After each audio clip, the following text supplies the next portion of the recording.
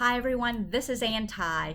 Welcome to episode number 4 of Life and Wealth Mastery. Thank you for tuning in. Every Friday, I'll be here to give you a little tips about investing or about how to do self improvement.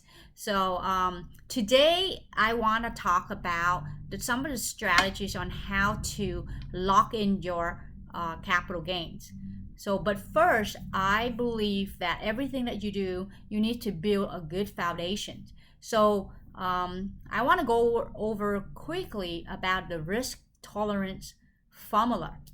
What I mean by that is that before you invest into any kind of products, stocks, mutual funds, index funds, real estate, or private equities, doesn't matter what it is. I just want to make sure that you need to take a self-assessment, understand yourself. What are your risk tolerance? From 0 to 100, 0 means you are hyper conservative versus 100% means you're super aggressive. By that, I mean you could afford to lose all of your investment money. Okay, you're not going to stress out or lose your sleep over it. Okay, but if you are in between, you are somewhat conservative but yet a little bit aggressive, you're in between, like 50%. Then let's use that example for a moment here. Let's say you have $10,000. That would be your extra money that you save up, and you want to invest into something. But before you go out and meet with an advisor or make a bet like your friend does, like buying stock or index fund, but you need to have a moment to ask yourself, what is my risk tolerance? What is the maximum I afford to lose? Okay, so here's a formula. You take $10,000 that you have, you time it, like let's say you're 50% risk tolerance times 0.5. That equal $5,000. That is your true investable money. So Warren Buffett, in one of the book, he would call this method is called the margin of safety, which means it can mean other things, but I think I want to use this for this example that I learned from my other mentor. Is that this is pretty much by understand that what is your risk tolerance, where you at, and not over investing on the money you cannot afford to lose.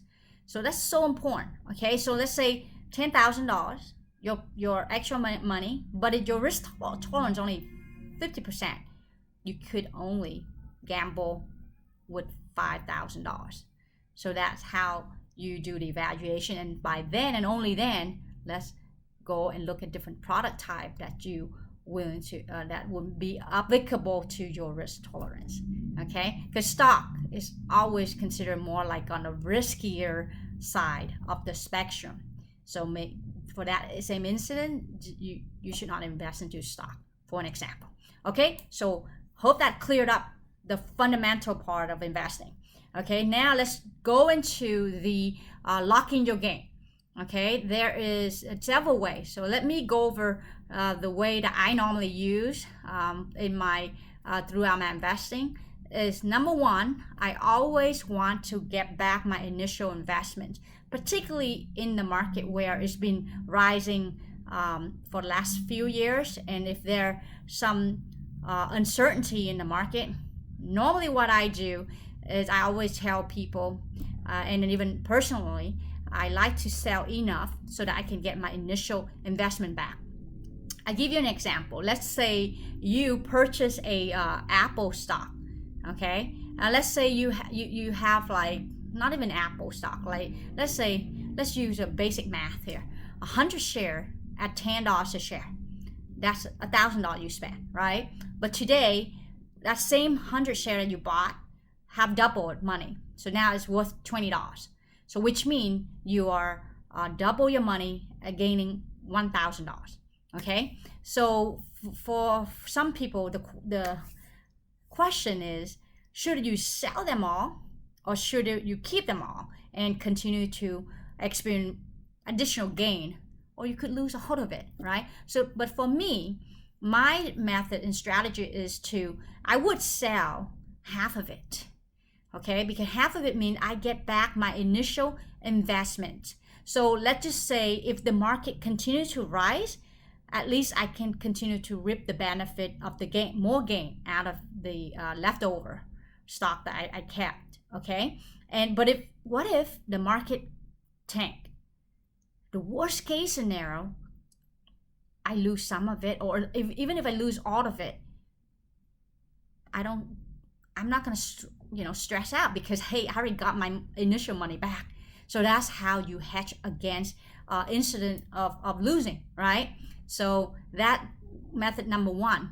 And for those of you who own real estate, okay, this is the stuff that I've been telling my client for almost a year and a half now.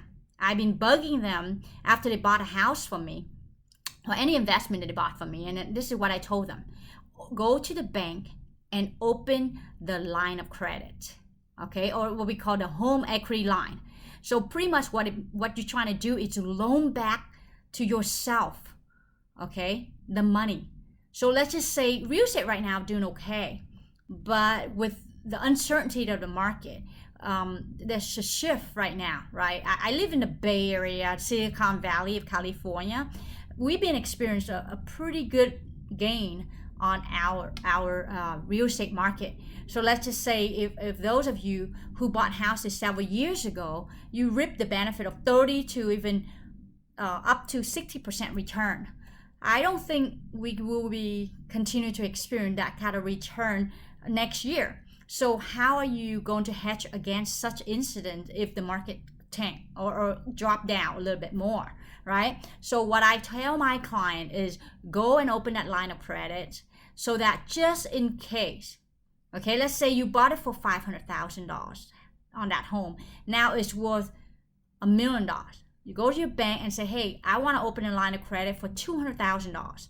With $200,000, later on, if there's a good opportunity for you to go out and buy another piece of real estate, it's a perfect scenario for you to not only lose some of that money, because when it go down, your equity start to have less in the house, right? So by having that line of credit and be prepared, right, you can tap into that resources and go out and actually make some money when the down market, when the market of real estate, some houses is a good buy at that moment, you can actually leverage that money and buy that house. Okay, so I'm really excited about that method, and I've been sharing a lot with some of the people, and I spoke to some of the financial advisors about this, and he's like, we try to exchange notes, and he said, hey, that's a pretty damn good idea. He's gonna be sharing with his client as well. So that is one of the stuff that I've been sharing with a lot of other people. So I hope you're gonna find that useful for yourself. Okay, and another strategy that I use is called stock options. This is a little bit more advanced, okay? Stock options is when let's say you bought you've been following a certain stock market, okay? And you like a certain stock. Like for me, I give an example, like Boeing, right? I like Boeing. And in recent, this year, you heard the story where they got a big lawsuit about a mechanical issue with their plane, okay? So for me, it's just a great company. It's been making me pretty damn good money over the years. And it's also paying me dividends. I mean, they pay me interest on a quarterly basis for buying their stocks. So because of that bad news, their stock price dropped, okay? And what the stock option does, there's two types, okay? That's called a put, which is a bet on the stock that will continue to fall, okay? Or you can buy a call, which means you're buying a bet that stock will go up. So in the incident of Boeing, I make a bet to buy a call, which means I anticipate that this stock will go up, okay? And you can actually do it in a certain period of time. If you believe that, like once the lawsuit announced, of course you're buying a put, right? So that it's going to continue to go down because they have to deal with all this lawsuit and they scare the shareholders and people that act on emotion. It will drive the stock down even more from the time that they announce that bad news to the company. So if you know that is the case and you've been following, doing your research, you can buy a put and you can make a bet like within a certain period of time that stock will go down. Okay, and once the lawsuit is done and if you keep on doing your homework, you buy a call. So it's mean you're making a bet that stock will go up. So it's in a way it's called hedging against something, right? That's how you can protect your money that way too. So I hope this video is helpful, and if you have any questions or want to elaborate some ideas with me or want to understand a little bit more in terms of the type of products and figure out where to put your money, feel free to DM me or private message me or info@anti.com for any information that you want to discuss with me or any question you may have. My goal is pretty much sharing my journey, some of the stuff that I learned along the way, and I want to share it with you. So if you like my video, please don't forget to click on like and subscribe, and I will see you next week. Thank you for watching.